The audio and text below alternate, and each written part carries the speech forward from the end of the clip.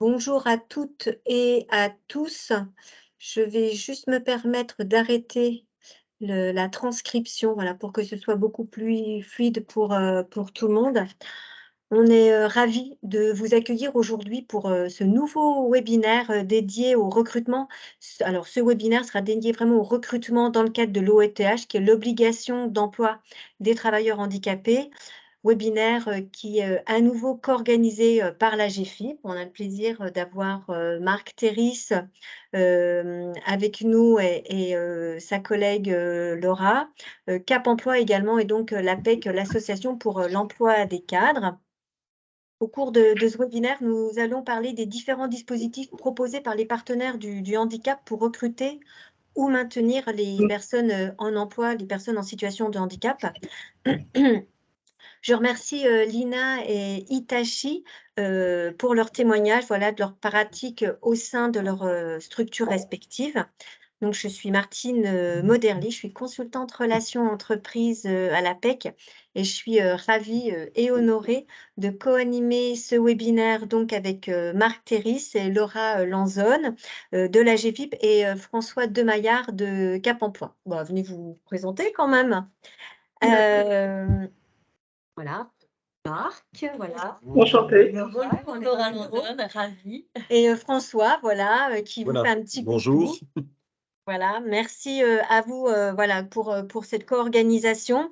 Juste quelques consignes avant de démarrer pour vraiment que tout puisse se passer le mieux possible, voilà, pour que ce soit le plus agréable et le plus fluide pour tout le monde et notamment pour la prise de parole de tout à chacun et celle des intervenants. Voilà, le chat va vous servir à commenter, à partager vos réactions, mais également à nous faire part de vos interrogations personnelles ou voilà, si vous souhaitez nous faire part de cas pratiques que vous pouvez rencontrer dans vos structures. On fera vraiment tout notre possible pour y répondre pendant l'intervention. Et puis également, à la fin de chaque intervention de chaque témoin ou participant, on fera un petit moment de questions-réponses pour faciliter la présentation de chaque prise de parole. Pardon. Surtout, le support vous sera adressé demain dans la journée. Alors, au programme, parce que le programme est chargé, donc je vais partager le document maintenant. Alors, au programme, donc on aura une introduction par Mathilde Imbona, qui est responsable opérationnelle des centres APEC Évry et Gare de Lyon. On aura donc une présentation donc, de Marc Terris, de Laura Lanzone de la GFIP et de François Demaillard du Cap Emploi. Laura, Marc et François, vous allez nous présenter les aides et mesures proposées en faveur du recrutement et du maintien des personnes en situation de handicap. Bienvenue à vous. Nous aurons également au démarrage le plaisir d'avoir le témoignage de Lorraine Edo, qui est responsable RH au sein de la direction déléguée aux ressources humaines de l'INA, qui est l'Institut national de l'audiovisuel, et Blandine So, que je remercie particulièrement, qui est collaboratrice au sein de l'INA également. Et en fin de après l'ensemble de la présentation des différents dispositifs, Denise Guézenec, qui est senior HR Local Entity chez Hitachi, qui va venir, pareil, témoigner de son expérience de la mise en œuvre d'une politique handicap au sein de sa structure. Je vous remercie toutes les trois pour vos témoignages. Sans plus tarder, je vais laisser la parole à Mathilde. Voilà, Mathilde, c'est à toi. Eh bien, bonjour, Mathilde Inbona, donc responsable opérationnelle sur 2 centres de l'APEC Île-de-France. Moi, j'ai envie vraiment de vous dire merci d'être tous là et un grand bienvenue. Merci également à notre partenaire, la GFIP, qui est un partenaire vraiment de longue date de l'APEC et qui nous permet de réaliser cette webconférence. Pour rappeler un petit contexte, la GFIP Île-de-France et l'APEC Île-de-France sont signé un partenariat en mai dernier et qui scelle vraiment une coopération, une collaboration fructueuse et efficace sur le terrain parce que cette convention se décline en actions très opérationnelles et complètement en lien avec notre mandat de service public qui est d'intervenir auprès d'un public en fragilité d'emploi ou éloigné de l'emploi. Donc, très rapidement, notre collaboration avec l'AGEFIP a été efficace tout au long de l'année. Il y a eu en juillet une conférence sur la diversité et l'inclusion. En septembre, un superbe forum emploi co-animé et accueilli sur la PEC Paris-Gare de Lyon qui a permis à 35 jeunes et 12 entreprises de se rencontrer, des jeunes soit en recherche d'alternance, soit en recherche de premier emploi. Et ça a été vraiment une très, très belle aventure que ce job dating et ce forum. On a, pour l'anecdote, mais c'en est pas une, recruté une des alternantes au sein de l'APEC et d'autres entreprises présentes ont recruté des alternants suite à ce forum. Donc, vraiment une très belle aventure. Et donc, nous terminons cette année par cette belle conférence. Et je vois que voilà, l'auditoire commence à grossir. Et merci pour cette participation. Voilà, donc je ne vais pas parler plus longtemps et je vais vous proposer d'écouter toutes les interventions de nos participants. Et un grand merci à tous voilà, pour cette heure que l'on va passer ensemble. Merci Mathilde pour, ta ton efficace, présentation, ouais, qui retrace vraiment, ce beau partenariat qu'on a signé et puis les différentes actions, avec, Cap Emploi, et l'AGEFIP. On va tout de suite accueillir, Lorraine Edo, de l'INA, qui va, partager, bah, voilà, son témoignage, voilà, de ce qu'elle fait, aujourd'hui, à l'INA, voilà, qui a un long, long travail. Mais écoute, Lorraine, je te laisse, la parole. Bienvenue, également à vous, Blandine. Alors, donc, je vais les rouler. Alors, bah, moi, je me présente, je suis, comme l'a très bien dit Martine, je suis Lorraine Edo, responsable RH à l'INA et également référente handicap. Je travaille sur le sujet du handicap avec Marion Gamero qui est absente aujourd'hui. Alors, l'INA, nous, on est en charge, pour structurer un peu ce qu'on fait, on est en charge de la conservation et de la collecte du patrimoine audiovisuel, mais on ne fait pas que ça, on produit des contenus et on fait aussi de la formation. C'est une entreprise de 1000 salariés. On est localisé dans différents sites en Île-de-France, notamment ici également en région. Donc, depuis 2015, nous, l'Institut national de l'audiovisuel, on s'est vraiment engagé dans une démarche en faveur de l'intégration et du maintien dans l'emploi des personnes en situation de handicap. Cette politique s'est construite dans un premier temps à l'issue d'un diagnostic action qu'on a mené en collaboration avec l'AGEFIP. Cette étude nous a conduit à établir un état des lieux en matière d'insertion pour les personnes en situation de handicap au sein de notre institut, visant bien sûr à mettre en place un plan d'action. Donc, ce qui est ressorti de ce plan d'action, c'était à l'époque en tout cas, c'était la communication externe et renforcer en fait nos recrutements de personnes en situation de handicap. Donc, il faut savoir que en fait, l'ensemble des salariés là, en fait, l'ensemble des actions de communication qu'on a mis en place en interne en matière de maintien en emploi a porté ses fruits parce que l'ensemble des salariés se sont en fait au fur et à mesure ont déclaré au fur et à mesure leur RQTH et on a beaucoup travaillé avec le service santé au travail pour pouvoir mettre en place ces actions de communication et de sensibilisation. Et on s'est aussi rendu compte que dans le cadre des recrutements, le fait d'avoir communiqué en externe, que les personnes qui venaient en entretien nous évoquer automatiquement leur situation de handicap. Donc ça a été déjà notre première réussite sur la mise en place de ce plan d'action. Ensuite, pour répondre à la question sur quel métier l'INA met en place un maintien en emploi. Donc c'est sur les biais aussi à la fois opérationnels, donc c'est-à-dire les métiers à la fois opérationnels ou support ou administratifs. Donc ça peut aller de la comptabilité, de l'ingénieur sécurité, cybersécurité, de la documentation également, et aussi des métiers de responsable de mission et de prévention. D'ailleurs, il y a Blandine So qui est là, qui est en charge en fait de cette mission à l'INA, qui apportera son témoignage. Et donc, quels sont les fruits en fait de cette politique depuis ces années? Le fruit, en fait, c'est que l'ensemble des collaborateurs aujourd'hui n'ont plus peur du handicap.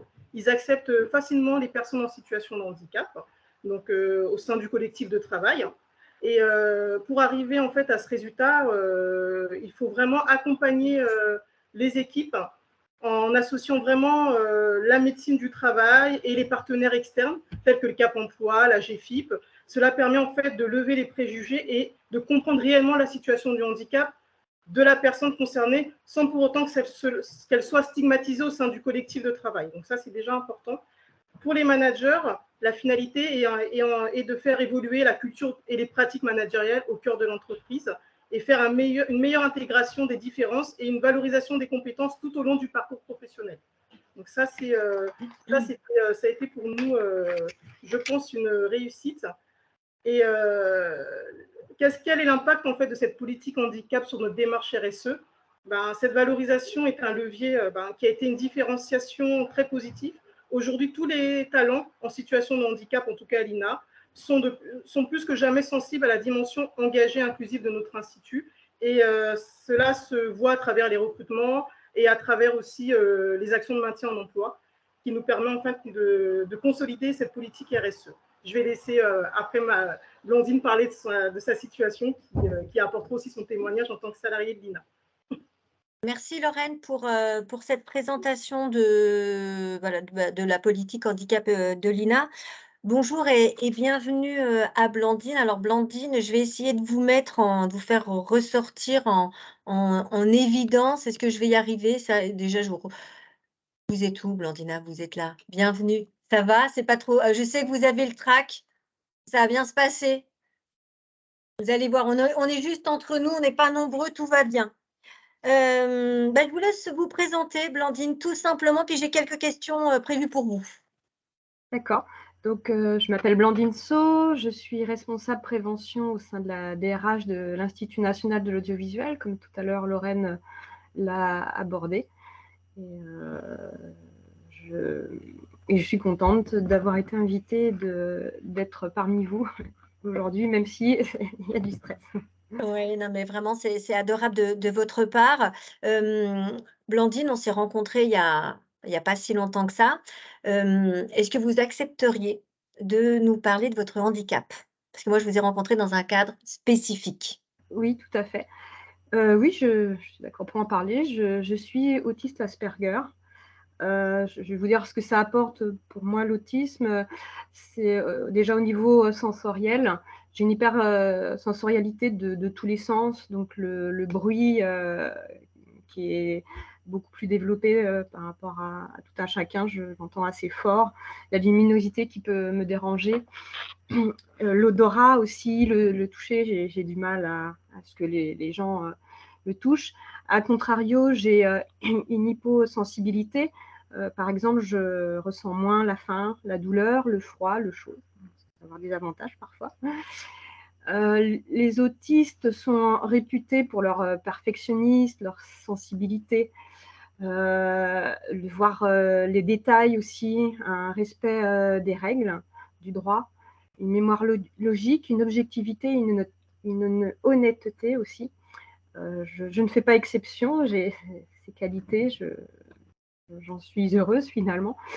Et ce qui fait que je fais ce que je dis et je dis ce que je fais souvent. Et c'est vraiment une phrase qui me correspond bien. Je connais mes dossiers par cœur parce que j'enregistre tout dans ma tête. Donc, être autiste, ça a quand même des avantages aussi. Comment vivez-vous votre handicap dans votre travail au quotidien et surtout, comment le vivez-vous au sein de votre équipe? Alors, comme je disais tout à l'heure, je suis fière d'être autiste maintenant que je l'ai accepté, ce qui fait de moi une personne honnête et dévouée sur qui on peut compter dans le travail. Ce qui peut être difficile parfois, c'est d'affronter le regard ou le jugement des autres face à ce handicap qui peut être méconnu, parfois stéréotypé. Mais en général, dans mon entreprise, il y a de la bienveillance à mon égard et surtout au sein de mon équipe. Et ça, c'est très précieux pour se sentir à l'aise d'être ce qu'on est et de ce qu'on fait. Ce qui est le plus compliqué dans le domaine professionnel, c'est le social. Je donne un exemple, les conversations aux machines à café, on n'y verra jamais, ça me demande trop de compenser quand il y a une discussion avec plusieurs personnes, tous les bruits de la machine à café, c'est difficile. Pour autant, j'aime les gens, j'aime parler. Je vois que ça fonctionne parce que les gens viennent me parler, mais en petit comité, une personne, deux maxi, à partir de 3, pour moi, c'est compliqué. Les réunions, ça me fatigue parce que de suivre tous les dialogues, je préfère qu'on passe à la conclusion et qu'on me dise maintenant, il faut, voilà l'action à faire et j'y vais. C'est vraiment assez épuisant. Je vois bien que mes collègues, quand ils sont en réunion, ils font d'autres choses, ils lisent leurs mails. Moi, je suis à 100% dans tout ce que je fais.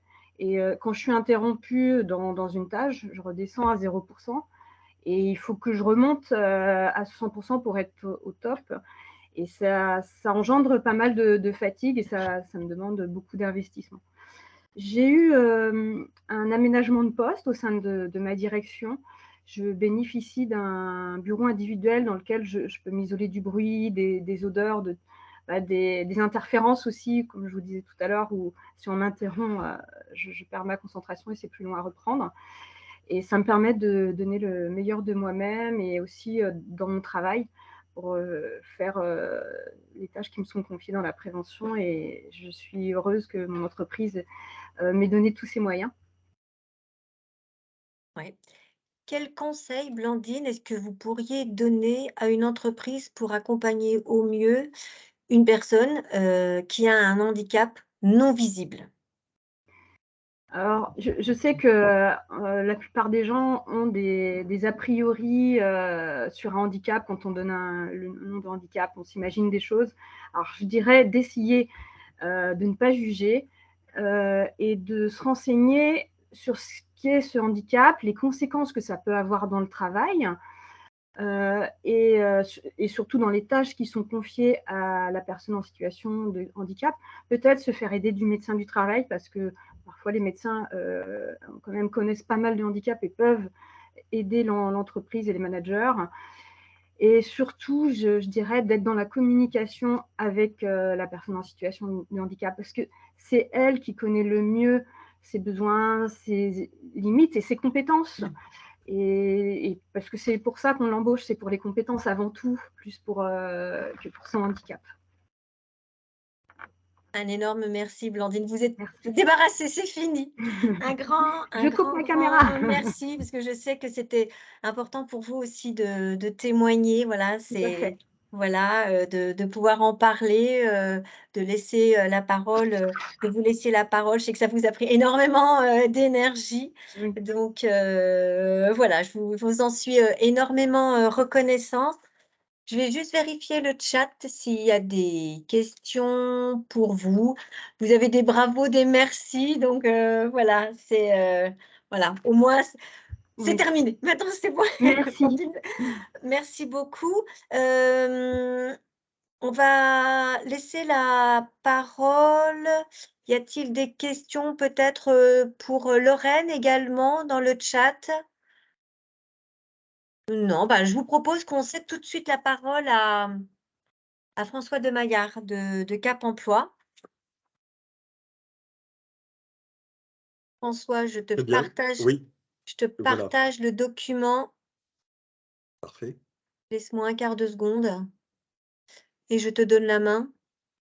Alors, je demande si c'est pas Marc qui doit parler, mais Ah, c'est Marc qui doit oui, parler. très bien. Ah bon, Marc, François, je vous comprends, monsieur. Allez, Marc, je te laisse, Marc, je te laisse la place. Bonjour à toutes et tous que je n'ai pas encore vus. Donc, lever les freins et favoriser la rencontre entre les employeurs et les travailleurs handicapés, qui est notre premier chapitre de la journée. Et nous allons aborder les idées reçues sur le handicap au travail, mais Lina a quand même beaucoup travaillé sur la question et je les remercie par rapport à ce témoignage qui était vraiment très intéressant. Alors, déjà, on a un stéréotype qu'on va tous sortir, c'est les personnes handicapées sont le plus souvent en fauteuil roulant. Mais en fait, on remarque qu'il y a moins de 3% de personnes handicapées qui sont en fauteuil et 80% de handicap invisible. Oui. Donc retenez ça. Hein, autre stéréotype qui va souvent être ressorti. Alors, excusez-moi, il y a... Excusez-moi, il y a un micro qui est branché. Est-ce que vous pourriez juste débrancher vos micros, s'il vous plaît? Mardi après-midi. Ah, alors attendez, Voilà, comment voilà. on va faire? Je vous en prie. Au revoir. Alors, juste, on va couper. Tu peux couper le micro là? Voilà. Désolée. Je te laisse là. Ouais, c'est les imprévus du direct. Donc, autre pensif qu'on sort souvent, enfin que les personnes qui n'ont pas été vraiment sensibilisées au handicap ressortent souvent, c'est embaucher une personne handicapée nécessite d'aménager son poste. Or, on remarque qu'il y a seulement 20% des personnes qui ont besoin d'aménagement. Et 80% des personnes qui n'ont pas besoin d'aménagement. Vous pouvez retenir ces deux chiffres. La majorité des personnes handicapées le sont de naissance. Or, on remarque qu'il y a 85% pardon, de personnes à l'âge adulte ou préadulte qui vont développer une situation de handicap. Et à l'inverse, vous pouvez retenir aussi qu'il y a 15% des personnes qui sont en situation de handicap avant l'âge de 15 ans. Voilà, c'est un peu ces clichés qu'il convient de balayer. Alors, autre sujet, les principales causes du handicap, hein, donc vous avez le déroulé, là, le petit tableau.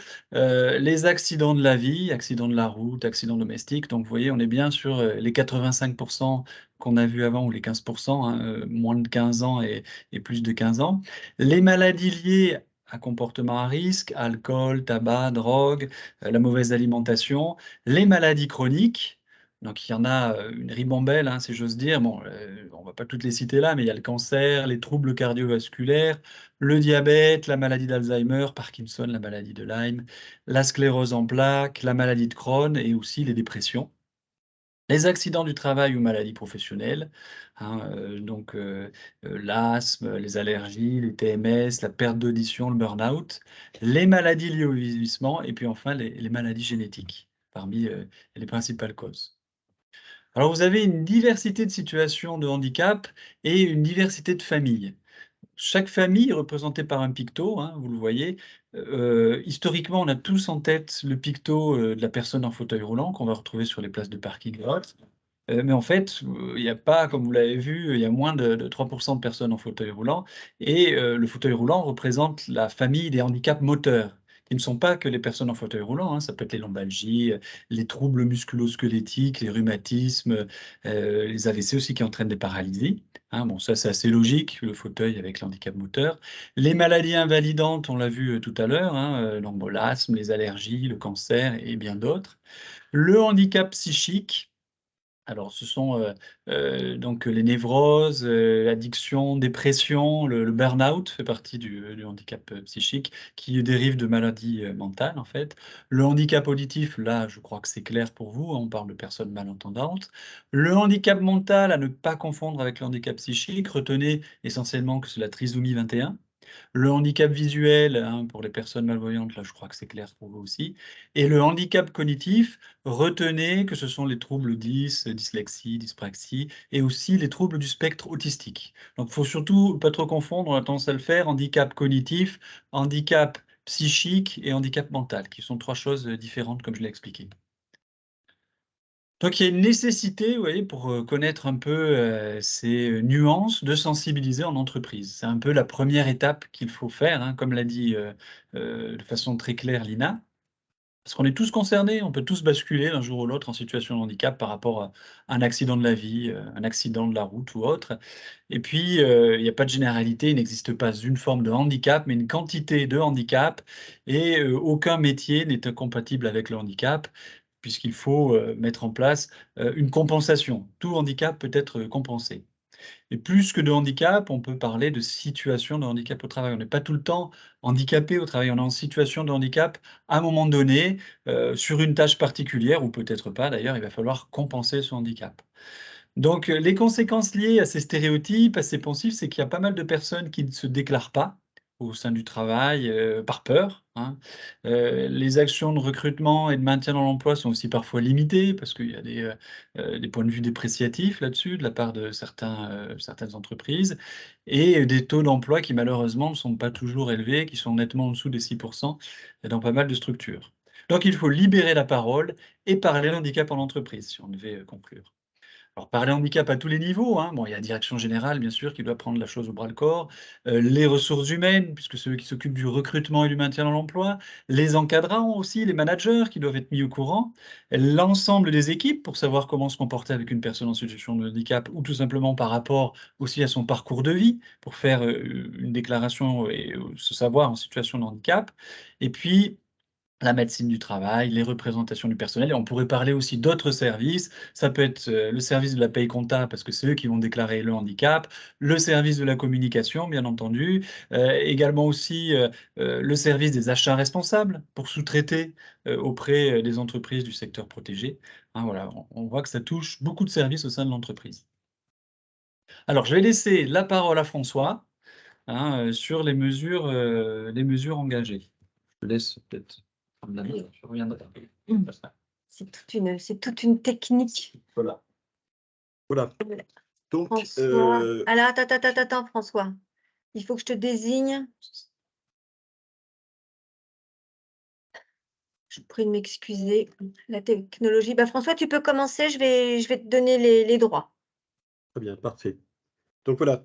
Donc, comme ça a été précisé par Marc, par Lina, par l'APEC, donc il s'agit effectivement parfois de. On peut se dire, on peut recruter directement une personne en qualité de travailleur handicapé. On sait que dans une majorité de cas, il n'y aura pas de besoin d'adaptation. La situation de handicap ne sera pas visible.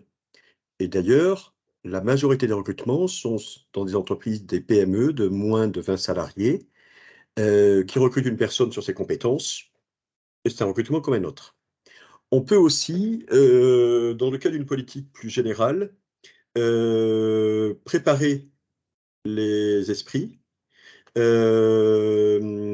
favoriser donc pour cela, effectivement une meilleure connaissance de la question du handicap. On sait que le mot handicap, comme tout à l'heure Marc l'a très bien précisé, eh bien il peut faire, peur ou en tout cas il peut y avoir des interrogations. Donc il peut y avoir des sensibilisations à ce niveau-là. Sensibilisations, elles peuvent se faire par plusieurs moyens. Aujourd'hui, c'est une sensibilisation.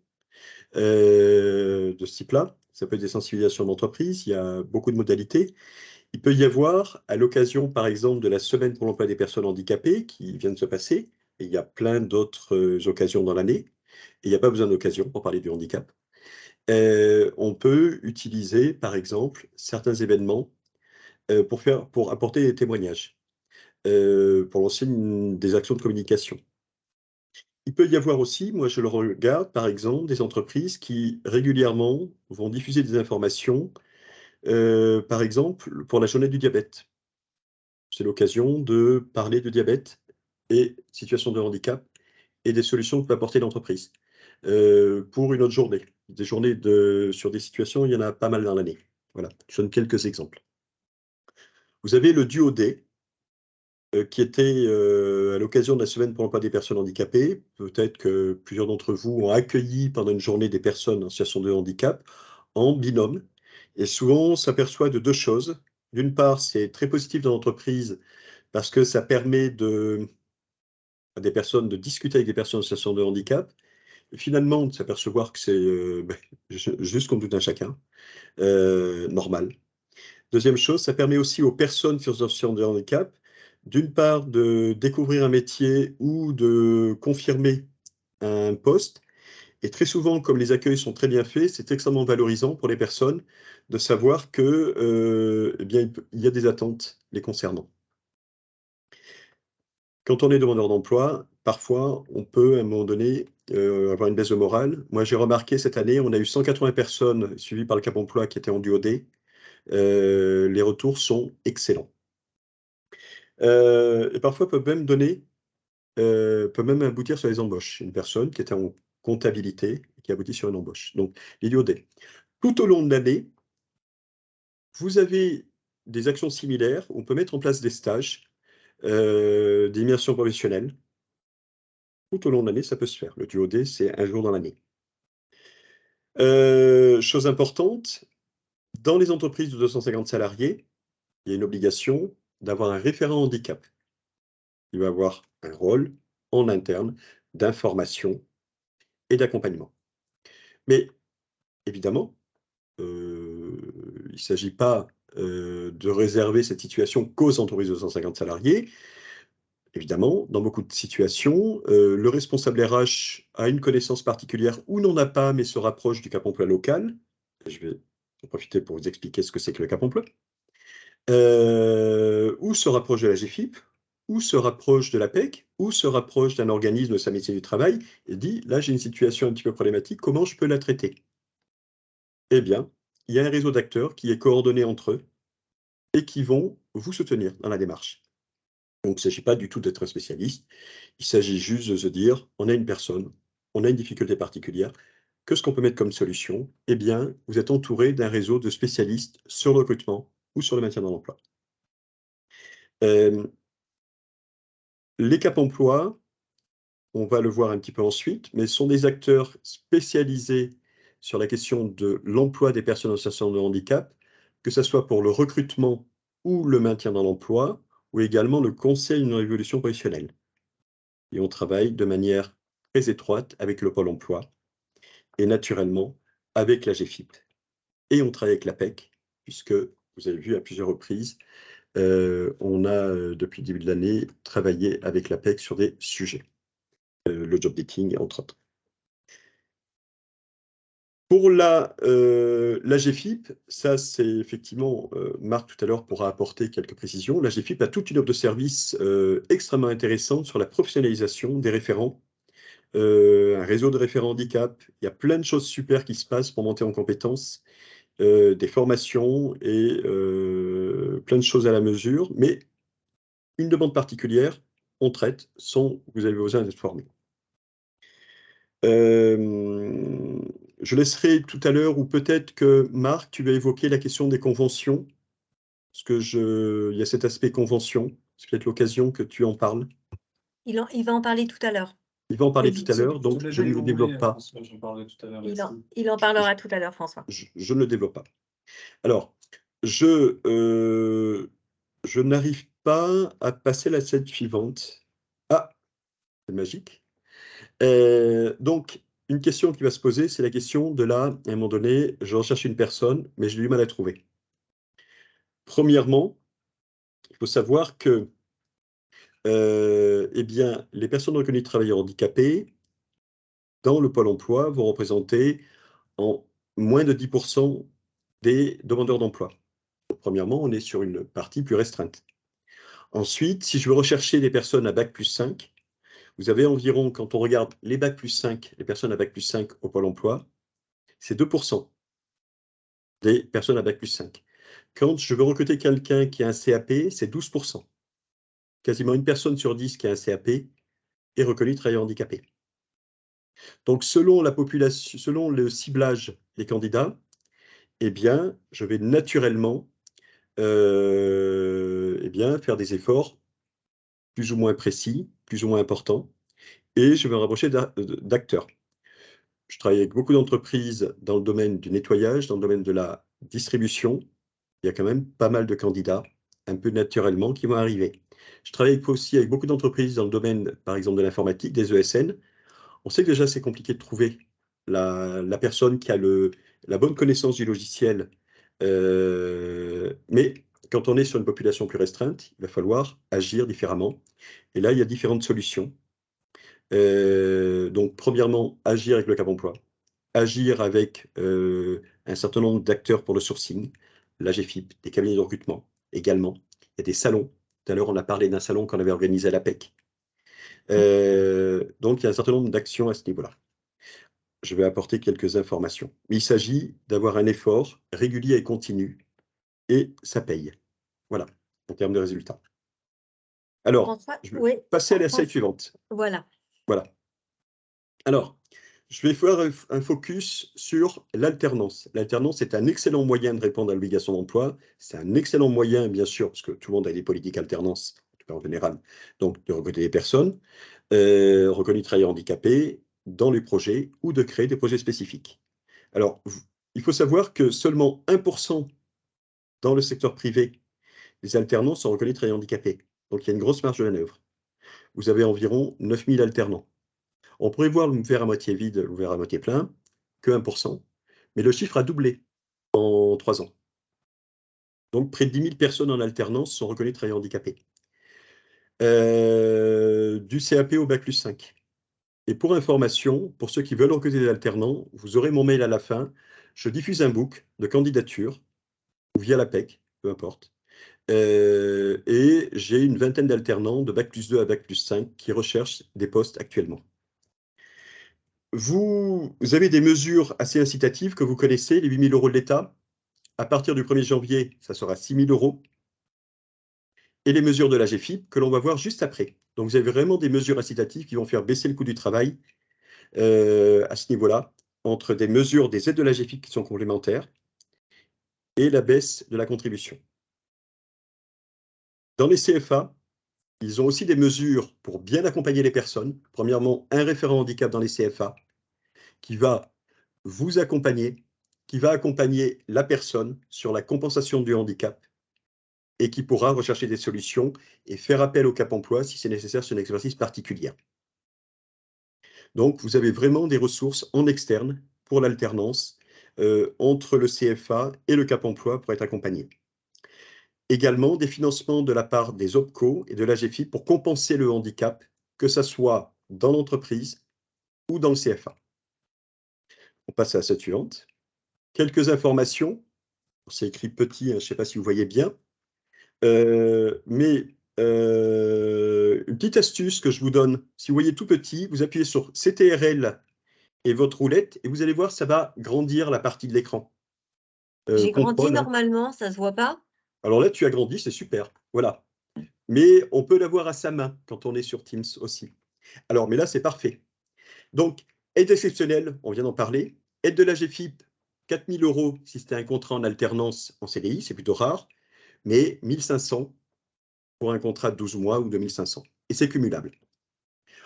L'année suivante, la deuxième année, il y aura, dans certains cas, il y aura aussi une aide de 2 000 €.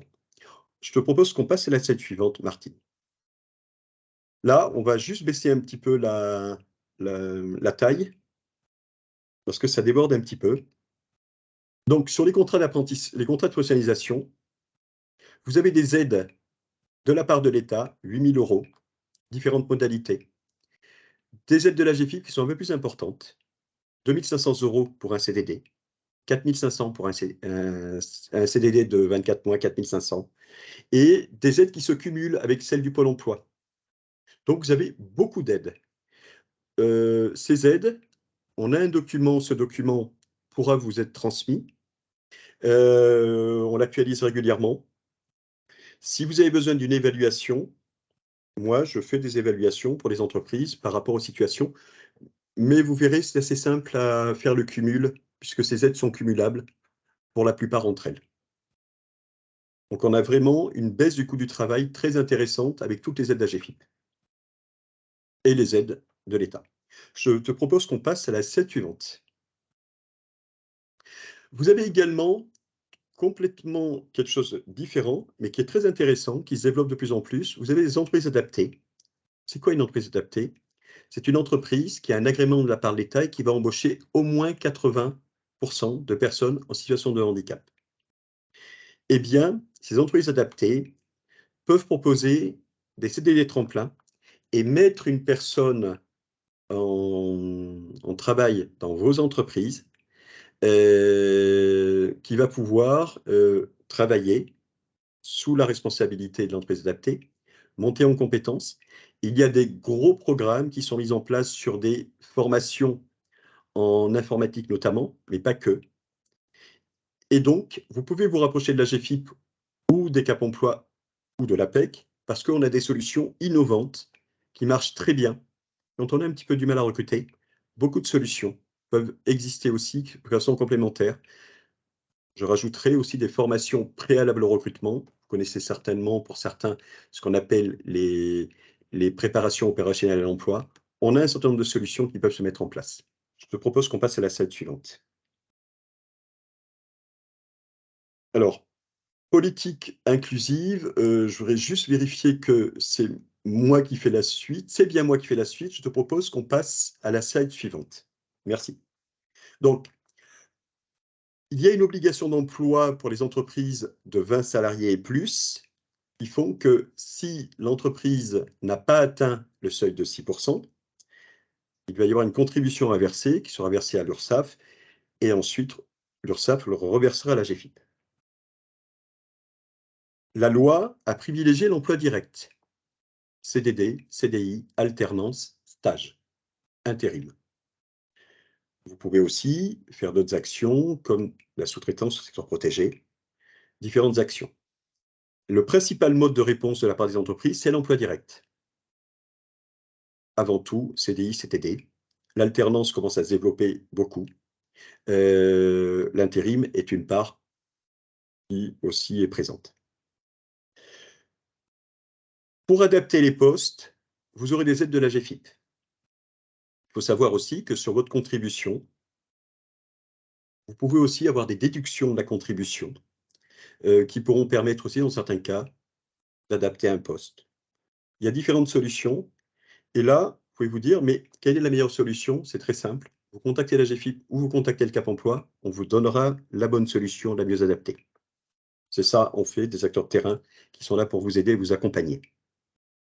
Alors, quelques idées, par exemple en interne. Vous pouvez vouloir parler du handicap en interne. On a vu qu'il y avait différentes solutions. Mais à un moment donné, il faut afficher ce que l'on fait en interne.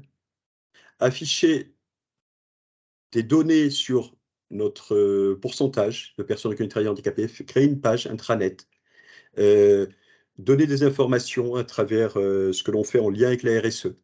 Ce sont des informations importantes à la fois pour les salariés et aussi si on le met sur un Internet pour les personnes en externe. Alors, Cap Emploi maintenant, on a 3 services. L'insertion professionnelle, on est là pour vous aider à recruter. On accompagne les personnes reconnues travailleurs handicapés en collaboration avec le Pôle emploi. Vous pouvez soit vous adresser au Pôle emploi en disant je veux recruter quelqu'un qui est reconnu travailleur handicapé, ou vous adresser au Cap emploi, on se coordonne avec le Pôle emploi. C'est très simple. Un Cap emploi par département. Deuxième chose, on intervient sur le maintien dans l'emploi.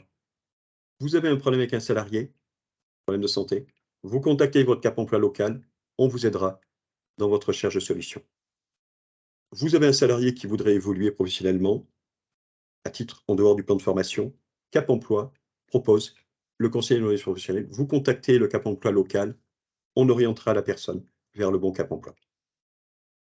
Donc, l'idée par rapport au Pôle emploi, avant 70% des personnes reconnues travailleurs handicapés étaient suivies par le Pôle emploi, 30% par le Cap emploi, eh bien, ça a été de fédérer ces deux services pour qu'on soit plus efficace. Alors, on a une montée en charge. Actuellement, on qualifie les profils, donc on a moins de profils à vous présenter qu'avant. Mais par contre, on met en place des actions très efficaces avec le Pôle emploi, selon les postes, et sur lesquels on a des recrutements. Donc, soit collectifs, soit individuels. Je propose qu'on passe à la slide suivante. On a parlé d'alternance sur la baisse du coût du travail, sur les aides. Là, je vous parlais des contrats CDD-CDI. Eh bien, quand vous embauchez une personne qui a moins de 30 ans, vous avez une aide quand même très significative qu'on appelle le CIE, reconnu travailleur handicapé, hein, je parle, sinon c'est moins de 26 ans. 47% du SMIC, ça représente 7 600 € sur une année, c'est sur 10 mois d'aide de l'État. Dans certains cas, selon le lieu de résidence de la personne, vous pourrez bénéficier des emplois francs. Enfin, si vous êtes une association, il y a des aides très importantes qu'on appelle le parcours emploi compétences, qui sont des aides qui vont être de 7 478 € en l'occurrence, pour une période de 10 mois et qui sont renouvelables. Et les personnes reconnues travailleurs handicapés bénéficient de ces aides-là. Vous font bénéficier de ces aides. Je propose qu'on passe à la slide suivante. Alors, je vérifie que c'est toujours à moi. Je ne sais pas si c'est Marc ou moi qui allons parler de la suite. Je peux en parler, hein, mais je ne voudrais pas anticiper. Un rappel à la loi, Moi, je peux en parler. François, tu J'en peux en parle, très parler. bien. Très bien, c'est parfait. Avec Marc, nous sommes tous les deux aussi compétents pour en parler, c'est pour ça. Alors, C'est compétent, nous, je confirme. voilà. Donc, l'obligation d'emploi, je l'ai un petit peu évoqué tout à l'heure. Vous avez l'obligation d'employer, quand vous avez un effectif d'au moins 20 salariés, au moins 6% de personnes reconnues travailleurs handicapés qui ont une reconnaissance administrative du handicap. La principale, la reconnaissance de la qualité de travailleur handicapé. Et vous avez aussi les pensions d'invalidité ou les rentes pour accident du travail, les allocations des handicapés pour parler des principales. Quand vous embauchez une personne, vous allez la compter au prorata du temps de travail dans l'entreprise. C'est assez simple. Donc, imaginons que vous avez une entreprise qui a 100 personnes, 6%, vous devriez embaucher 6 personnes reconnues travailleurs handicapés. Vous employez 5 personnes qui ont soit une RQTH, reconnaissance qualité de travailleur handicapé, ou une pension d'invalidité, ou une rente pour accident du travail avec un taux d'au moins 10%. Finalement, il va vous manquer une personne, puisqu'il fallait embaucher 5 personnes, employer 5 personnes, et vous avez employé 5 personnes. Vous avez en réalité 5 personnes reconnues dans votre entreprise. Pour cette personne manquante, là, la personne qui manque, dans l'occurrence, selon la taille de l'entreprise, vous allez payer entre 400 et 500 fois entre 400 et 600 fois le SMIC horaire, ce qui représente, en l'occurrence, un montant de 4 400 €. En embauchant cette personne, vous ferez une économie de 4 400 € sur votre contribution. À savoir que ça, c'est l'emploi direct. Principale modalité. Les entreprises, en moyenne, sont à peu près à 3,6% en emploi direct. Vous avez aussi la sous-traitance au secteur protégé, c'est-à-dire les ESAT, les entreprises adaptées. À ce moment-là, dans ces structures, vous aurez aussi la possibilité de faire des achats et de déduire une part de faire réduire votre contribution. Principale modalité d'emploi direct, mais également d'autres modalités qui existent. Également, pour les entreprises qui ont une taille assez importante en général, au-delà de 500 salariés, mais c'est plutôt majoritairement au-delà de 1000 salariés, possibilité de signer un accord avec les partenaires sociaux qui sera validé par l'État via les directs. Les DRIETS maintenant. À ce moment-là, s'il est validé, vous ne verserez plus votre contribution à l'AGEFIP, mais vous garderez cet argent pour financer vos actions. En revanche, l'AGEFIP ne financera plus vos actions puisque vous ne cotiserez plus à l'AGEFIP. Les Cap Emploi interviendront toujours pour vous accompagner parce que l'AGEFIP a décidé que pour toute entreprise, même entreprise à accord, nous sommes financés en partie par l'AGEFIP. Nous intervenons pour aider au recrutement ou pour apporter des conseils sur le maintien, même pour les entreprises qui ont un accord. Je propose qu'on passe à la slide suivante. Alors, là, on voit un petit peu le schéma. Je vais le balayer très rapidement parce que c'est un peu de la technique, mais vous avez une obligation d'emploi de 6% pour les entreprises qui ont 20 salariés et plus. Les entreprises qui ont moins de 20 salariés vont faire une déclaration en DSN sur leurs personnes recueillies travailleurs handicapés, mais n'auront pas d'obligation d'emploi. Donc, tout le monde fait une déclaration. Seules les entreprises qui ont 20 salariés et plus paieront si elles n'ont pas atteint le seuil fixé par la loi de 6%. Je suis sur la slide, sur le carré à gauche, deuxième carré en bas. Vous voyez, on parle de BOTH. Alors, c'est un terme un peu barbare pour dire bénéficiaire de l'obligation d'emploi de travailleurs handicapés. Bénéficiaire de l'obligation d'emploi de travailleurs handicapés, c'est les personnes reconnues travailleurs handicapés, les personnes qui ont une pension, etc. C'est décrit dans le Code du travail. Vous pouvez les embaucher CDI, CDD, etc. Vous les voyez. Et à partir de là, vous allez pouvoir calculer les personnes qui vous manquent, à savoir quand même, si vous embauchez une personne ou vous employez une personne qui a plus de 50 ans, elle comptera pour 1,5. Donc, c'est très avantageux. Et enfin, vous allez pouvoir calculer votre contribution et vous déduirez des achats faits au secteur protégé, des dépenses que vous avez pu faire au titre du maintien, et vous saurez combien vous devez verser à l'AGEFIP. Alors, à l'URSSAF qui reversera à l'AGEFIP. C'est un mécanisme assez simple, et sur le site de l'AGEFIP, vous avez un simulateur qui est très bien fait. Donc, vous tapez simulateur obligation d'emploi AGEFIP, vous allez tomber dessus, et c'est très très bien fait, très explicatif. On peut passer à la slide suivante. Donc là, on voit un petit peu un ensemble de solutions.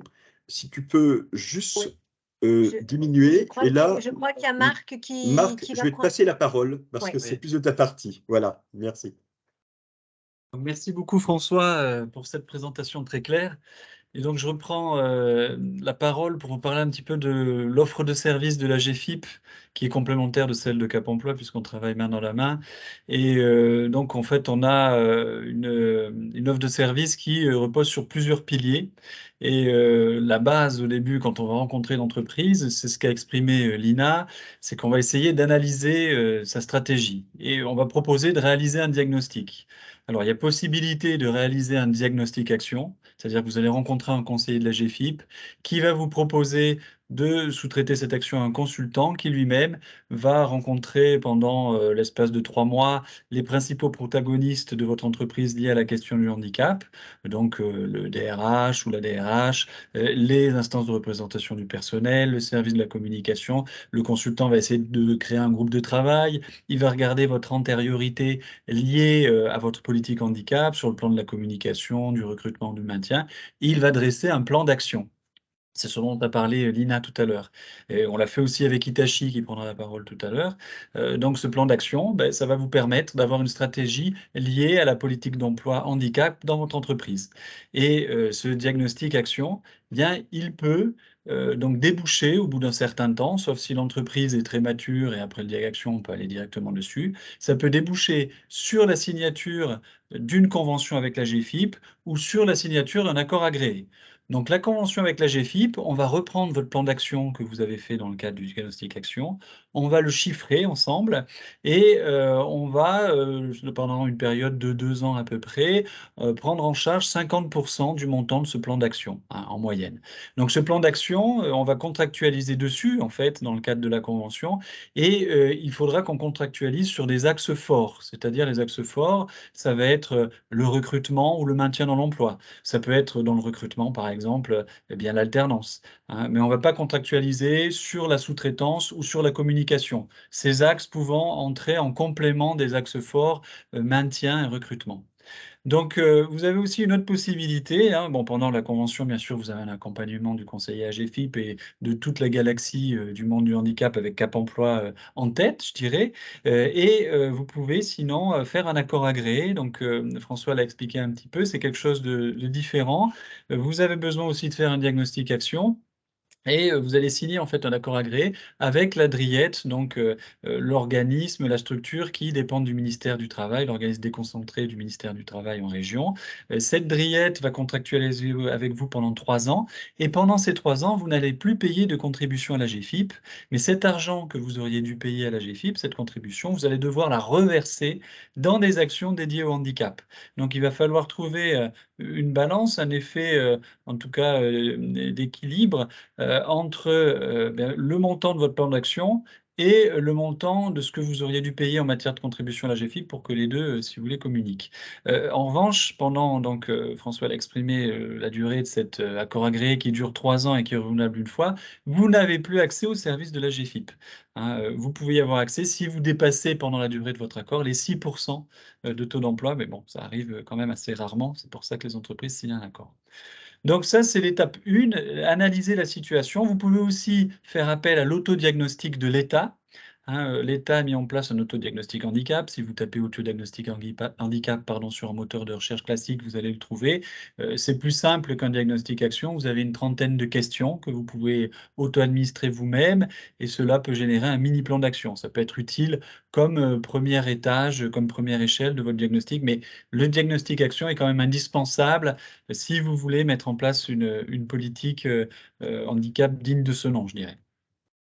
Alors ensuite, la GFIP, autre pilier, donc il y a l'analyse de la situation, la sensibilisation, après on va parler du recrutement et du maintien, et puis un peu de la sous-traitance. La GFIP a toute une gamme d'outils sur la sensibilisation des équipes. Donc il est nécessaire, hein, comme l'a dit Lina, de communiquer auprès de l'ensemble des équipes pour les sensibiliser au handicap. C'est la base. Et il va falloir faire ça de façon récurrente, à travers une newsletter, à travers des événements, hein, pour sensibiliser les équipes en interne, et puis aussi il va falloir communiquer à l'extérieur pour attirer les profils profil. François en a parlé un petit peu, à travers des salons, à travers des événements, donner envie aux personnes en situation de handicap de se déclarer et de rejoindre votre entreprise. Donc, il faut déjà identifier et former un ou des référents handicap. Moi, ce que je conseille, c'est d'en avoir, bon, un, il y a obligation pour les entreprises de plus de 250 salariés, mais d'avoir aussi un correspondant au niveau des IRP, au niveau du CSE, des instances de représentation du personnel, parce qu'il va instituer un dialogue social avec l'autre référent handicap qui sera plutôt côté RH. Donc ça, c'est pas mal de travailler sur un binôme de ce type.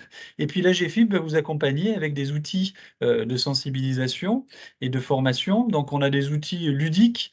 Par exemple, vous pouvez mettre en place du théâtre forum, hein, pendant une journée de team building ou de séminaire. Vous allez faire venir une compagnie de théâtre qui va interagir avec vos salariés à travers des scénettes improvisées. On va aborder le thème qu'est-ce que le handicap, hein, montrer qu'il y a 80% de handicap invisible, comme on l'a dit tout à l'heure, moins de 3% de personnes en fauteuil roulant, pardon, qu'il y a une myriade de pathologies. On va aborder aussi le thème comment interagir avec une personne en situation de handicap, ou pourquoi et comment faire reconnaître son handicap, essayer de lever les freins là-dessus. Donc le Théâtre Forum, on peut vous conseiller au niveau de la GFIP des compagnies de théâtre, mais on ne va pas vous le financer, ça va être défalcable en fait de votre contribution, comme toutes les actions liées à la communication, à hauteur de 10% du montant total de votre contribution. Alors il y a par contre un jeu qu'on met à disposition gratuitement, c'est le Handi Poursuite. Vous pouvez faire en ligne ou acheter la petite boîte qui doit coûter une soixantaine d'euros. En fait, c'est un trivial poursuite dédié au handicap, ça permet de bien sensibiliser. Puis on a un autre jeu, bon, qui n'est pas sur le slide, c'est l'Active Game, qui vous permet aussi de sensibiliser vos collaborateurs. On a un centre de ressources AGFIP dans lequel vous allez trouver des plaquettes, des vidéos. Alors les plaquettes classiques, c'est qu'est-ce que le handicap, comment interagir avec une personne en situation de handicap, pourquoi et comment faire reconnaître son handicap. Mais vous avez aussi une chaîne YouTube dans laquelle vous allez trouver des success stories pour des personnes qui se sont maintenues dans l'emploi ou des entreprises qui ont mis en place des politiques innovantes. Vous avez également, François en a parlé, le DuoD, au moment de la semaine européenne pour l'emploi des personnes handicapées, puis également un jour un métier en action, qui est le pendant du DuoD, c'est la même chose. Pendant une journée, vous créez un binôme entre une personne en situation de handicap et votre salarié. La personne en situation de handicap vient de découvrir un métier, ça permet de lever les freins sur les représentations liées aux personnes en situation de handicap en interne, et puis de communiquer vers l'extérieur. La différence, c'est qu'un jour un métier en action, c'est mobilisable toute l'année, et ça entre même dans le calcul de votre contribution par rapport aux 6%, bien sûr, au prorata temporis. Vous avez aussi bien des sessions de sensibilisation au handicap pour les référents donc handicap. C'est 4 modules qu'on propose tout au long de l'année, hein. À ce moment-là, vous vous rapprochez de moi pour que je vous donne les liens. On a aussi des sensibilisations in situ que l'on peut faire, nous, donc chargés d'études et de développement à GFIP Île-de-France, auprès de votre équipe, si l'entreprise, par exemple, s'investit dans un diagnostic action ou dans une démarche de suivi. Mais on peut intervenir le temps d'une demi-journée de 45 minutes. On l'a fait, par exemple, avec Hitachi, pour présenter qu'est-ce que le handicap, comment interagir avec une personne en situation de handicap, les aides de la GFIP. C'est un petit peu à la carte, on peut faire ça. Alors, il y a également le réseau des référents handicap. Donc, tous les 3 mois, vous avez un réseau avec des référents handicap d'entreprise, des RH qui se réunissent pour parler d'un thème. Donc, c'est pas un cours magistral, mais c'est plutôt de l'échange de bonnes pratiques avec des entreprises matures et d'autres qui le sont moins. On a abordé, par exemple, l'accessibilité numérique, l'alternance, le recrutement d'alternants en situation de handicap, le maintien dans l'emploi. Bon, les thèmes changent à chaque fois. Il faut s'inscrire sur notre espace collaboratif pour avoir accès à ces informations. Vous avez aussi le site Activateur de progrès, hein, qui est surtout utilisé pendant la semaine pour l'emploi des personnes handicapées. Sur ce site Activateur de progrès, vous allez retrouver toutes nos plaquettes, tous nos outils de com et aussi l'ActiveBox, qui est un outil, une box en fait, comme son nom l'indique, qui change chaque mois avec, par exemple, on avait un focus sur le cancer il n'y a pas très longtemps, et ça va alimenter votre réflexion, permettre de communiquer en interne, vous auto-former aussi, mettre des éléments sur votre newsletter. Donc communiquer, c'est quelque chose et sensibiliser qu'il va falloir faire de façon récurrente. Ensuite, on a la question du maintien dans l'emploi, hein, donc qui est une question importante. Vous avez des salariés qui vont devenir en situation de handicap, d'autres qui le sont mais qui ne l'ont pas déclaré. Donc, travailler sur cette question-là, c'est agir sur la QVT, parce qu'il faut prendre aussi le handicap comme quelque chose qui fait partie de la diversité et de la QVT. Il faut avoir une vision du handicap au sens large. Donc, ça va entrer dans la politique de prévention des risques. Et ça va vous permettre de compenser en fait le handicap de vos salariés en lien avec le médecin du travail et Cap emploi. Parce que le médecin du travail, ça va être un acteur clé. Il faut avoir de bonnes relations avec lui. Il va pouvoir vous servir de levier pour inciter les personnes à se déclarer, hein. Par exemple, si vous avez de bonnes relations avec vos médecins du travail, vous allez le voir, vous lui dites, ben, nous, on met en place une politique handicap volontariste. Il va pouvoir faire le relais lorsqu'il rencontre les personnes pour la première fois lors de leur visite d'embauche ou des visites de contrôle, ou même de personnes en situation de handicap aussi pour des aménagements de poste, parce que le médecin du travail, il va prescrire des aménagements de poste. Il faut qu'il y ait cette prescription pour que vous puissiez toucher l'aide de l'AGFIP qui est montée par Cap emploi, hein. Cette aide de l'AGFIP, c'est l'AST, l'aménagement de la situation de travail. C'est par exemple typiquement le fauteuil et le bureau ergonomique, hein. Une personne avec un handicap moteur a besoin d'un fauteuil et d'un bureau ergonomique sur son lieu de travail, sur son lieu de télétravail. Eh bien, l'AGFIP va financer le surcoût lié à la compensation, à l'ergonomie, c'est-à-dire qu'on va faire la soustraction fauteuil ergonomique moins fauteuil classique. Et toutes nos aides sont sur cette même philosophie, financer la compensation. Des fois, ça peut être à 100% pour des logiciels de malvoyants, des logiciels pour des malentendants, par exemple. Ça peut être aussi des aménagements, au-delà des aménagements techniques, des aménagements liés à une tâche organisationnelle, hein. Vous avez besoin d'un autre salarié qui va accompagner la personne en situation de handicap sur une tâche parce qu'elle est en situation de handicap sur cette tâche bien précise. Eh bien nous, on va payer, le surcoût, le salaire de la personne au moment de l'accompagnement. Alors cette fameuse AST, l'aide à l'aménagement de la situation de travail, peut être précédée d'une étude préalable à l'aménagement de la situation de travail, ce qu'on appelle les PAST. C'est-à-dire qu'au moment du recrutement, si vous savez que la personne est en situation de handicap, pour anticiper la compensation, hein, ce dont elle a besoin, vous allez faire venir un ergothérapeute un ergonome qui va aménager le poste de travail, qui sera financé par la suite par l'AST. Et puis si l'AST ne suffit pas, si vraiment la productivité du salarié est entravée au quotidien, vous pouvez mettre en place une RLH, hein, la reconnaissance de lourdeur de la personne handicapée, la reconnaissance de lourdeur du handicap, pour des aides, avec des montants assez conséquents. Donc, on a aussi une offre de service recrutement en lien avec Cap emploi, hein. Donc on travaille, avec Cap emploi sur, pas mal de choses. On a un espace emploi AGFIP sur lequel vous pouvez consulter des offres et aussi, donc, trouver des CV, hein, mettre des offres et consulter, les CV. Vous avez aussi, la possibilité, comme l'a dit François, notamment au niveau de l'apprentissage qui est très bien, financé, de se rapprocher des CFA parce qu'on a des CFA qui ont un référent handicap, c'est une obligation, des universités, des grandes écoles. Donc ça va être un bon moteur pour recruter des jeunes diplômés, des stagiaires, mais même des anciens, parce que parfois vous avez des associations d'alumni qui travaillent sur cette problématique, hein. Donc l'alternance aujourd'hui est très aidée. Vous avez un alternant pris en alternance en situation de handicap pour quand même un financement presque intégral. Vous avez des aides à l'embauche de la GFIP aussi, et puis vous avez les TIH, les travailleurs indépendants handicapés. Alors c'est de la sous-traitance, mais c'est à la lisière de la sous-traitance et du recrutement. En fait, ce sont des personnes qui ont créé leur entreprise individuelle, les travailleurs indépendants handicapés, mais qui depuis 2020 peuvent donc bénéficier bien des mêmes avantages que les sous-traitants du secteur adapté, hein. Donc ces TIH, l'avantage qu'ils ont, c'est qu'ils ont un background académique conséquent, ils ont pas mal d'expérience en entreprise. Ils peuvent vous proposer toute une ribambelle de services à travers une plateforme qui s'appelle l'inclusion, hein, Linklusion, donc qui peut être intéressant. Donc vous avez la suite ici à travers la sous-traitance, hein. Je vous reparle de l'inclusion avec les travailleurs indépendants pour des personnes assez capées, hein, que vous avez donc le montant de leurs prestations, vous allez pouvoir l'enlever de votre contribution. Retenez, même si bon, c'est pas tout à fait exact, mais retenez que c'est à hauteur de 30% de du coût de la main-d'œuvre en fait, hein. Vous pouvez enlever 30% du coût de la main-d'œuvre de leurs prestations. Et vous avez les ESAT et les EA, hein, les entreprises adaptées, et les ESAT qui sont des associations, qui aussi vous permettent de sous-traiter. Voilà, donc on va passer, je redonne la parole à Martine. Merci Marc. Merci beaucoup pour ces présentations. je vais sur le chat pour voir s'il y a des questions pour vous. Je vois que, Mathilde vous a mis plein d'informations. Merci beaucoup Mathilde. J'ai essayé au fur et à mesure où les informations arrivaient de transcrire les liens, donc c'est pas exhaustif, mais au moins ça restera dans le chat. Voilà. Y a-t-il des questions à poser en direct, à Marc et François? Est-ce que certains d'entre vous, veulent bien prendre la parole? Bien, tout a été clair. Je suis fière de vous, messieurs. Je vous propose maintenant d'accueillir, madame Denise Guézennec. Je ne vous vois plus madame Guézennec, où êtes-vous?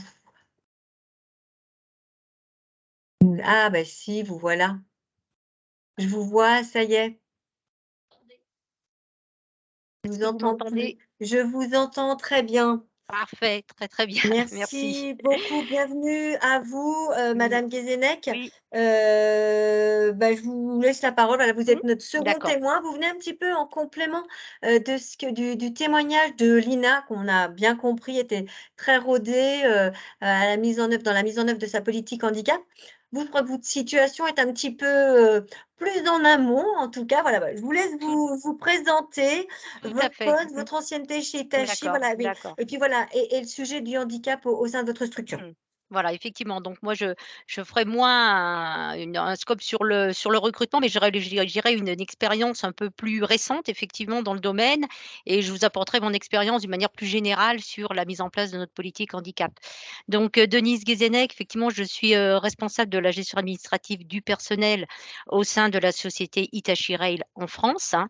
Donc fait partie donc, du groupe international, Hitachi, qui est donc japonais, hein. Donc juste pour vous situer un petit peu, donc nous sommes dans la signalisation ferroviaire.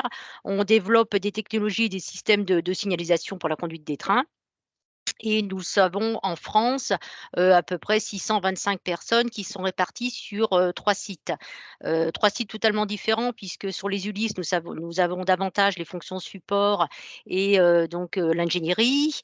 Nous avons des personnes qui travaillent en maintenance, sur, les lignes de métro et de tramway, sur Paris et nous avons un site industriel qui est situé à Clermont-Ferrand avec un peu d'ingénierie aussi, mais surtout donc c'est un site industriel avec des personnes qui travaillent sur des produits, qui fabriquent des boîtes chaudes, des produits pour, le RTMS ou le CBTC, enfin voilà, pour la conduite, des trains. Donc automatiquement, voilà une population assez variée, avec une approche, différente, sur la possibilité de recruter effectivement et de maintenir en emploi des personnes en situation de handicap. Donc ça fait 22 ans que je suis dans cette société et donc en plus de ces activités, suite à la mise en place de notre politique handicap depuis 1 an, donc je suis effectivement, référente, handicap et je suis accompagnée de 5 autres personnes puisque nous avons, au total, 6 référents. Nous avons souhaité en mettre 2 par site. Une personne, alors il y a un peu de RH et il y a effectivement une personne qui est également, peut-être, plus de proximité par rapport aux salariés, ce qui peut faciliter, on va dire, les échanges et le rapprochement, voilà, un petit peu, faciliter, voilà, le fait de s'interroger, le fait d'oser venir en parler. Voilà pour, ma présentation. Merci, beaucoup. Alors, ça fait 1 an donc que c'est mis en œuvre d'après ce que je comprends, mais, à quand remonte cette démarche? Voilà, vraiment, c'était quoi la genèse? Et puis surtout, c'était quoi vos enjeux chez Hitachi sur le handicap?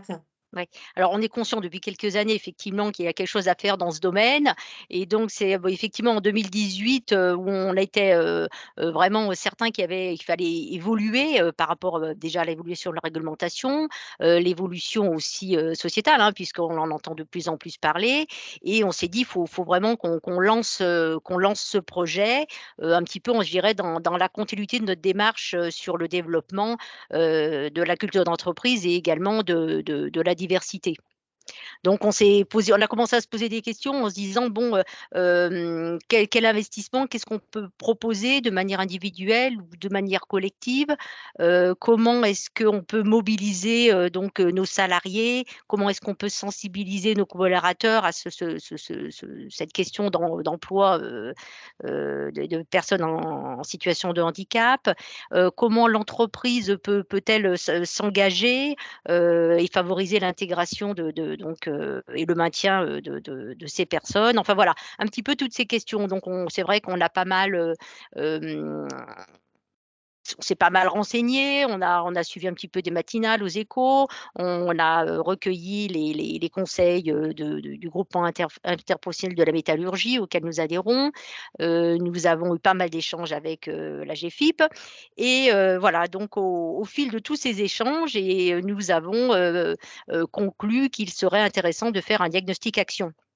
Diagnostic action, qui nous permettait, comme l'a dit, Marc Thérisse, d'avoir, un état des lieux de notre situation au regard, du handicap dans nos différents domaines, que ce soit le recrutement, que ce soit les achats responsables, que ce soit le maintien dans l'emploi et pour nous permettre d'essayer de mettre en place effectivement un plan d'action qui nous permettrait voilà, de proposer des actions qui soient réalisables, et adaptables, à notre population, hein, puisqu'on a des sites, totalement différents. Donc c'était important de prendre tout cela en considération. Donc voilà, donc nous sommes lancés dans ce projet. Nous avons, travaillé avec, différents acteurs en interne, en externe, la direction, les IRP, les médecins du travail, les managers, les salariés, des responsables de différents services, voilà, pour essayer un petit peu la GFIP évidemment. Et donc nous avons, mis en place ce diagnostic action avec un consultant donc qui avait été mandaté donc par la GFIP. Et c'était vraiment, important puisque effectivement il y a tout un tas de phases. Je vais vous les décrire rapidement parce que ça permet peut-être de voir effectivement l'ampleur du sujet et de voir un petit peu comment on avance effectivement sur ce diagnostic.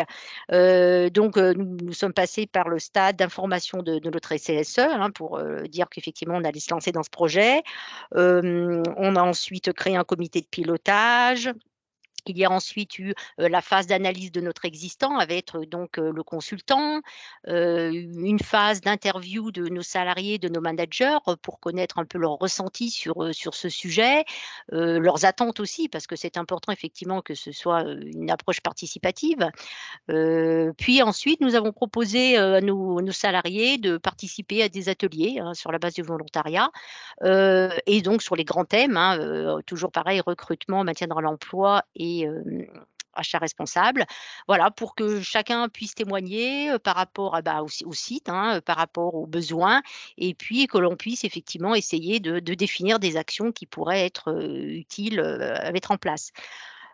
Par la suite, donc, on a travaillé avec les métiers pilotes, hein, voilà, dans ces différents domaines, pour faire un petit focus sur recrutement. Donc c'est vrai que là, on a aussi, élargi, puisqu'on a mis en place une charte. Cette charte a été diffusée, donc aux entreprises intérimaires. On l'a diffusée aussi aux écoles avec lesquelles on travaille.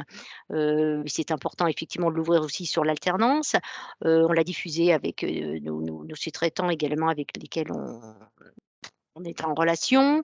On a mis également donc, une procédure pour faciliter, lors des entretiens, les échanges avec les personnes en situation de handicap. Au-delà de l'annonce, je dirais que c'est de leur dire: «Bon, si vous avez un besoin, n'hésitez pas, si on peut faciliter, être facilitateur au moment de l'entretien, voilà, vous pouvez nous le dire». Et puis si par la suite on recrute une personne en situation de handicap, on a prévu également, par exemple, au milieu de la période d'essai, de lui proposer un entretien si elle le souhaite pour faire un petit peu le tour de son poste, voir si on peut lui apporter effectivement un complément, pour que voilà, tout se passe bien. Voilà, donc tout un tas de process qu'on a mis en place autant sur le maintien dans l'emploi avec les médecins du travail, que sur le recrutement, qu'avec les achats responsables, par rapport à notre souhait d'avancer sur ce sujet. Et nous avons enfin donc, lancé notre politique handicap.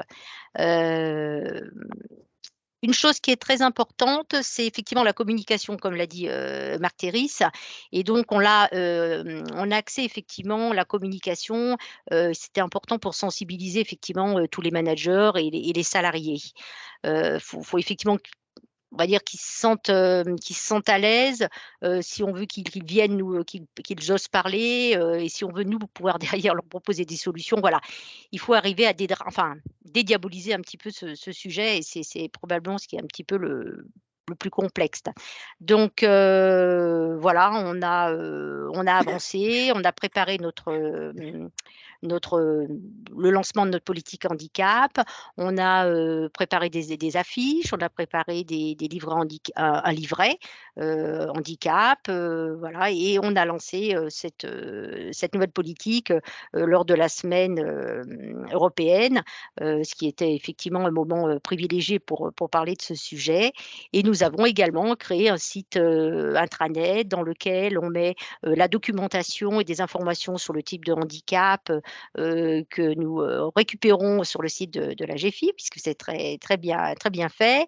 Nous avons mis par exemple le handi poursuite, en ligne, voilà, nous informons, régulièrement nos salariés avec, donc ces informations de l'Active Box, voilà et nous mettons la charte à disposition. Enfin voilà, nous essayons un petit peu de le faire vivre, toujours dans l'esprit donc de communiquer pour que les gens, finissent par, mieux adhérer à ce projet. Et comme, donc, Marc, l'a dit, après le lancement de cette politique, nous avons fait un forum qui a été très apprécié et où donc, d'une façon, assez, ludique aussi, par des vidéos, nous avons pu aborder le sujet dans son ensemble, voilà, pour le présenter à nos salariés. Donc en fait, voilà, ce que je voulais surtout mettre en avant, c'était enfin, pour ce démarrage, en tous les cas nous concernant, c'était surtout le fait de beaucoup pour communiquer, de beaucoup échanger, pour essayer de faire adhérer le plus de personnes à ce sujet et de voilà, d'ouvrir la parole, dans ce domaine, ce qui n'est pas toujours simple. Vous avez les yeux qui brillaient, Denise, quand vous entend, parler. Vous êtes hyper, hyper enthousiaste. Ça fait vraiment, plaisir. Mais, bon, j'imagine que ça a quand même pas été, très, très facile, mais c'est quoi votre plus grande fierté, voilà, depuis, 1 an maintenant? Alors, Ou depuis le début? Mmh. Alors la fierté, c'était, bah, déjà que j'ai senti que j'avais, autour de moi des personnes qui étaient, pleines de bonne volonté, qui avaient envie de faire avancer ce sujet, autant au niveau de la direction, qu'au niveau donc des référents, avec lesquels nous essayons d'avancer, le mieux possible, que voilà, des salariés qui s'intéressent aussi, enfin voilà, de la GFIP, enfin voilà, de toutes ces personnes qui sont autour de nous et qui nous permettent et qui nous donnent cette volonté de continuer à avancer sur ce sujet et donc tout récemment, bah, voilà cette année, puisque, voilà pour continuer notre fil rouge, nous avons fait appel à une société donc, AGS Conseil qui nous a proposé un escape game. Nous l'avons fait le 24, novembre dernier, donc voilà, c'est vraiment tout récent. Ça a été une superbe réussite.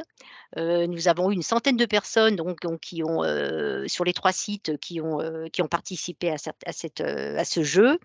Et donc c'était une approche, qui était, super sympa, qui était ludique, qui était, dynamique, avec un challenge puisque le but c'était de terminer plus rapidement, la mission, qui était donnée avec justement le fait de se dire entre chaque groupe, tiens lequel va être le meilleur donc voilà, c'est cette envie, cet esprit un peu team building en même temps, enfin voilà et à la fin de cet escape game, donc l'animateur, reprenait effectivement des moments, particuliers de ce jeu et faisait justement le parallèle avec, le sujet du handicap en disant: «Voyez là, vous avez eu telle difficulté, voyez» enfin voilà.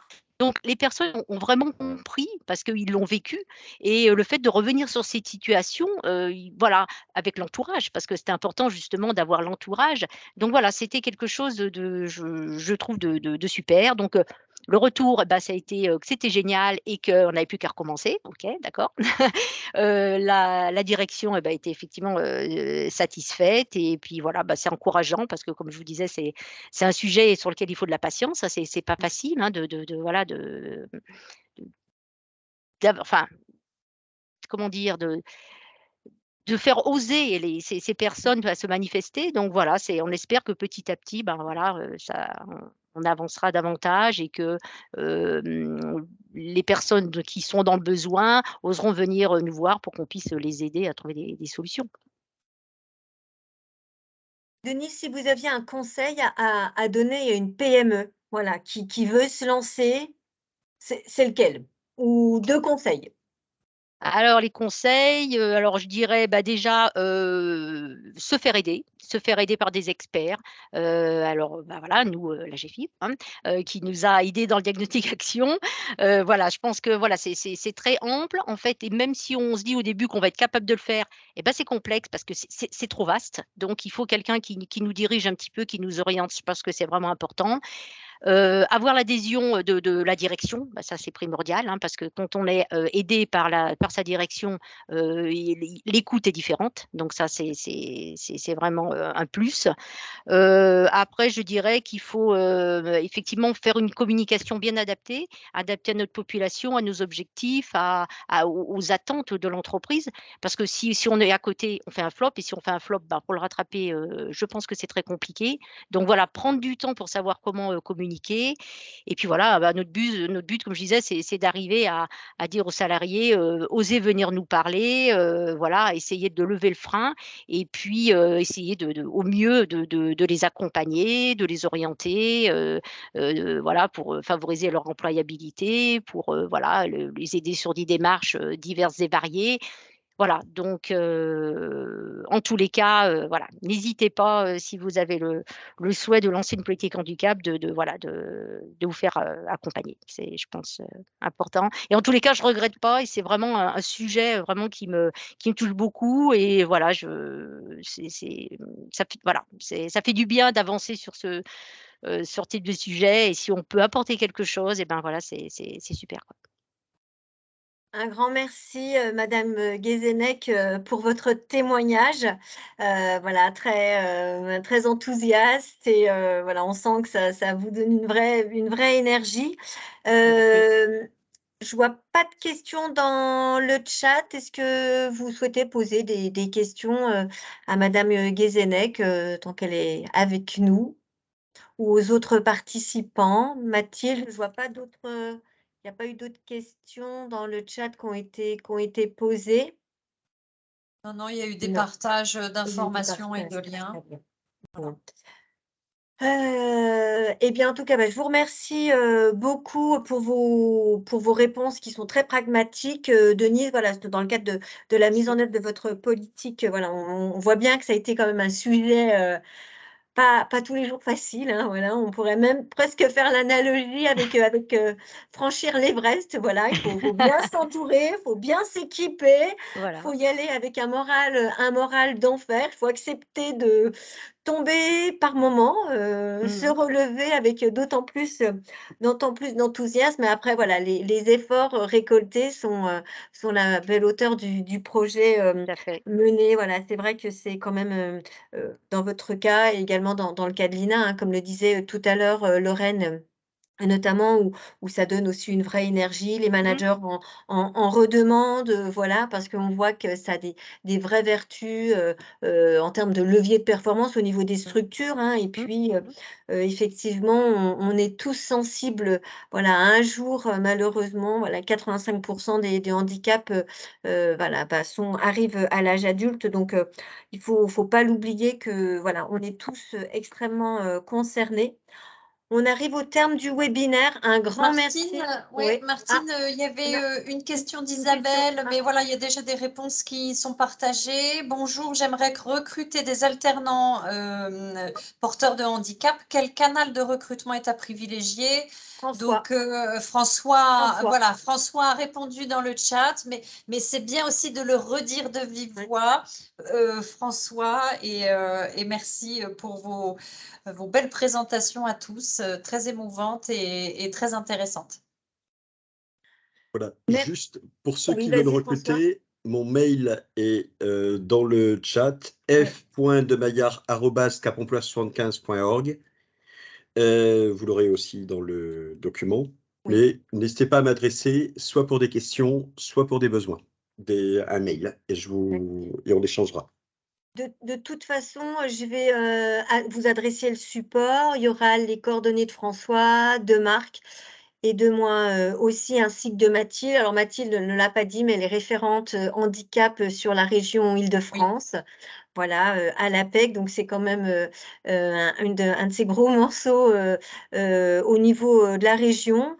Bon, on arrive, au terme là, je pense on va pouvoir, clôturer, maintenant. J'espère que, le webinaire a répondu à vos questions. N'hésitez pas à nous renvoyer vos questions, on y répondra, soit en vous rappelant, soit on vous donnera des éléments, par mail.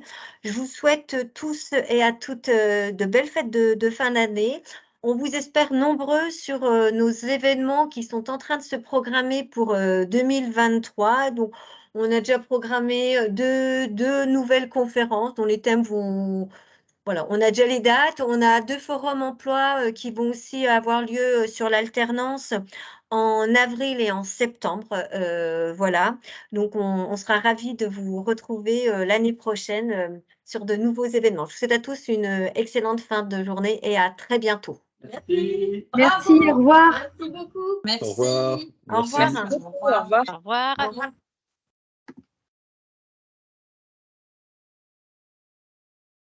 C'est bon, c'est bon, là, non